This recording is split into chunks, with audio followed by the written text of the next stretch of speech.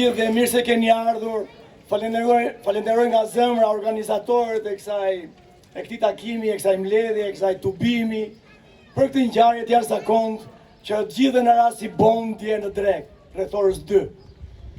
Mendova që vetë ata do ta nisnin këtë fjalë të mbajtur këtu, po gjithkush ka të drejtën e vet, vihet flasi si e ndjen dhe si do të ndjehemi të gjithë. Edhe unë si një qytetar, si ju të gjithë, si ne të gjithë bashkë, jam vërtet i çuditur, megjithëse jam në një pozicion politik që duhet isha pak më ndjeni, por vërtet djem ka rënë si bombë lajmi kur pash atje edhe bashkinë Divjak, një nga 15 bashkitë që do t'i bashkohej reformës, sa ashtu quajtur për mua territoriale, sepse kjo nuk është reformë për mua. Kjo është një, po më duket si një logjë.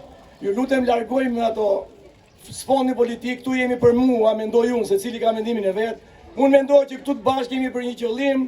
Qëllimi për bashkët është ta mbrojmë bashkinë tonë, të një populli të jashtëzakonshëm, populli më punëtor i Republikës tonë. Njerëzit më të jashtëzakonshëm.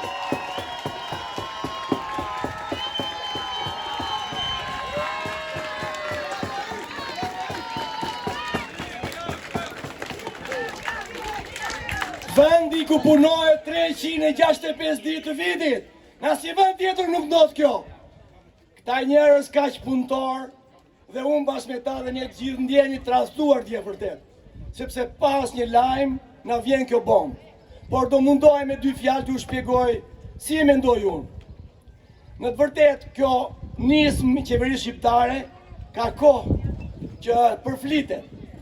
Pra, Komisioni i Reformës Territoriale në të 2 krahët politik ka kohë që ka marrë nismën për të diskutuar, për të shikuar mundësitë se si do ta vijonte kjo reformë.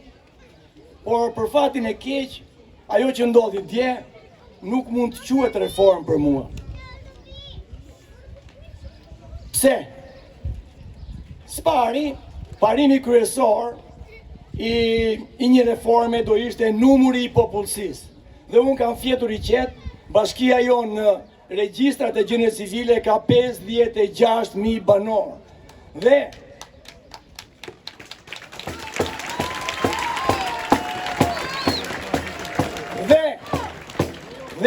në numrin rendor, si mbas bashkive, ne jemi numri 26. Pra, duhet të shkrieshin 27 bashki që të na vinte radha bashkisë Divjak për nga numri i popullsisë. Një kjo. E dyta, edhe nga censusi, nga numrimi që u bë para 2 vjetësh, përsëri bashkia jonë ka një numër të lartë qytetarësh që banojnë, jetojnë, punojnë pranë tokës tyre, gjithë jetën, janë 25.000. Përsëri kemi dyshime për atë numrim, sepse kemi vënë re që ato numëruesit nuk e kanë zbërë mirë detyrën e tyre, po gjithsesi, përsëri numri 25.000, që është i pranuar nga qeveria shqiptare, është numër shumë i lartë. Përsëri, radha jonë për të krijuar reformë territoriale është shumë poshtë, krahasim me ajo që ndodhi dje. Tjetra e thash më sipër, jemi njerëzit, jemi bashkia, kur çdo fermer, kur çdo qytetar është shumë i lidhur me tokën e tij, me vendlindjen, me punën, me lagunën, me detin, me kodrat, e me gjithë shka që ne kemi për qarkas. Gjithkush ka ne në vendin e vet, në punën e vet, është aq mirë i lidhur me gjitha këto. E treta, për nga ana ekonomike, fermerët dhe buqit ton duarart janë funditorët, janë furnizuesit e gjithë të shtetit, e gjithëre njerëzve që jetojnë në Republikën tonë, por edhe më gjarë, në të gjithë pjesën e Ballkanit, Kosovë, Serbi, Malizi, eksportojmë gjithandej, e dini më vetë, në gjithë Europën. I lumshin duart bujqve duararë.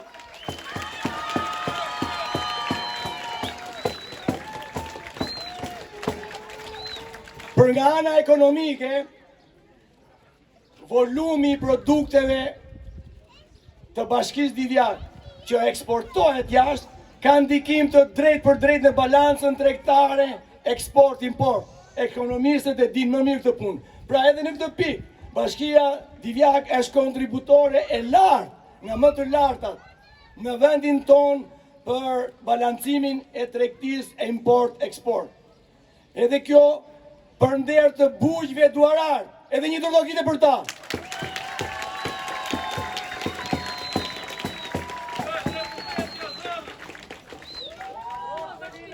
Prandaj, të gjitha këto së bashku, po thuj se na vën pak në gjumë. Dhe nuk mendova kur që do ta vinte radha ne. Por kjo që ndodhi, nuk e kuptoj dot çfarë ka ndodhur.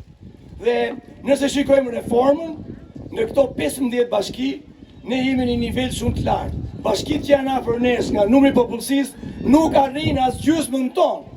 Pra po marr, kemi 2 bashki që janë afër nesh, Bashkia Peqin dhe Bashkia Roskovec.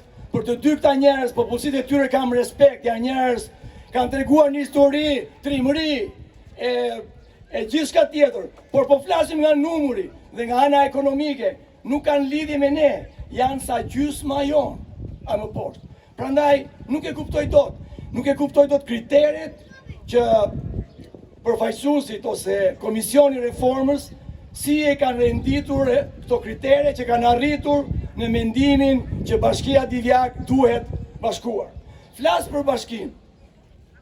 Ju e dini që bashkia jonë në këto 3 vjet që jam e gjysë që unë jam në këtyre, por edhe më herët, i funksionojnë, kam jep shërbim në të gjithë njësitë, por edhe në bashki 24 orë. Funksionojnë tatimet, funksionojnë financa, funksionojnë urbanistika, funksionojnë shërbimi social, funksionojnë ndërmarrjet e shërbimit, ku neve kemi bashkitur edhe një tjetër tashmë. Kështu që të gjithë bashkia është në punë dhe nuk e kuptoj dot cili ka qenë elementi. Elementi kryesor ta thonë që tek urbanistika ne nuk kemi urbanist. Në të vërtetë ne jemi bashki e kompletuar. Kemi inxhinier, kemi topograf, kemi arkitekt dhe pothuajse pjesën më të madhe të gjithë projekteve tona e bëjmë me këta njerëz. Përsëri një element që nuk duhej të ndodhte.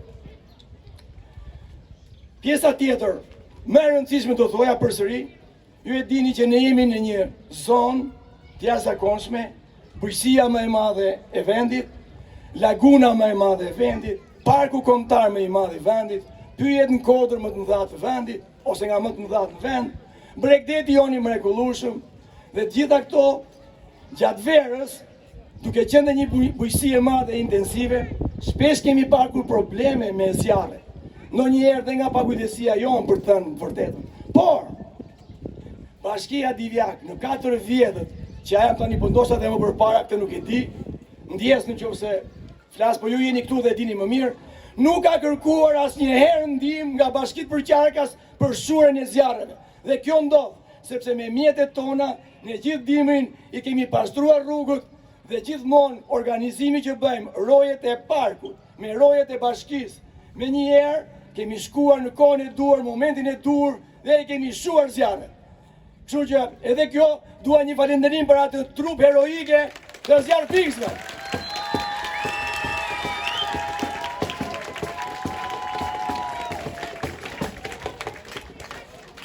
I renditat gjitha këto dhe kush me radhë vjen pas meje mund të flasë sa doj për të treguar që kjo bashki është funksionale nga të gjitha drejtimet. Jemi bashki pararoj, e dini që edhe flotën e mjetëve, bashkia jone kam nga më të mirat në vend, me mjetet më të reja, me firmë, me markat më të mirat botës, i keni parë dhe gjithmonë keni qenë.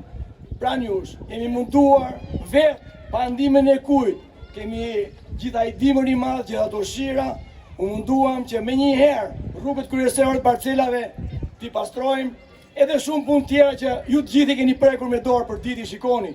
Pa tjetër që nuk kanë mbaruar, pa tjetër që jemi duke punuar, por nuk ka arsye që ne të bashkohemi me ushtjen.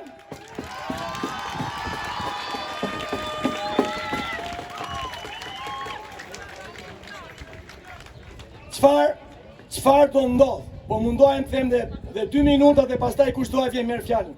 Çfarë do ndodh? Dje mora vesh nëpërmjet medias jo në rrugë zyrtare, Komisioni i Partisë Socialiste i Reformës, pra zoti Mazniku, i ka dërguar këtyre 15 bashkive dosjen përkatëse ku tregon hapat që do ndërmerren. Kjo dosje, pasi do shqyrtohet nga bashkia dhe nga Këshilli Bashkiak, e theksoj këtu, nga Këshilli Bashkiak, prandaj të gjithë qytetarët duhet bëjnë kujdes, me gjithë këshilltarët duhet jenë pranishëm në mbledhjet që do vinë, të gjithë ne duhet i sjellim ata atje në sallë dhe ata të reagojnë për atë vendim që do merret. Ndryshe, mendoj le të shkojmë në referendum gjithë bashkiak, të gjithë vendosin firmat, emrat, mbiemrat dhe të themi që jo.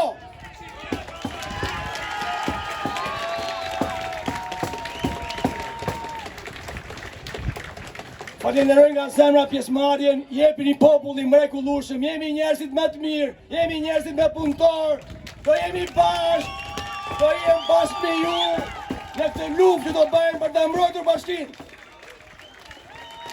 Faleminderit.